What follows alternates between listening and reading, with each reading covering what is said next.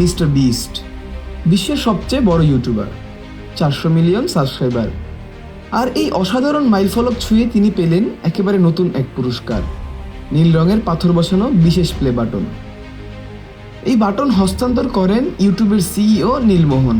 চকচকে ধাতুর এই ট্রফির কেন্দ্রে বসানো হয়েছে নীল রঙের একটি পাথর, যা প্রতীকী মিস্টার বিস্টের নতুন যুগের। ইনস্টাগ্রামে ছবি পোস্ট করে মিস্টার বিস্ট লিখেছেন, 400 মিলিয়ন সাবস্ক্রাইবার প্লে বাটন, ধন্যবাদ ইউটিউব। কিন্তু এখানে শেষ নয়। তিনি লিখেছেন, 1 দশক আগে কেউ তাকে বিশ্বাস করতো না, দিনরাত শুধু কন্টেন্ট বানানো, আর আজ একজন তরুণ যিনি দর্শকদের ভালোবাসায় দাঁড় করিয়েছেন নিজের সাম্রাজ্য। তবে প্লে বাটনের ডিজাইন ঘিরে মতভেদও আছে।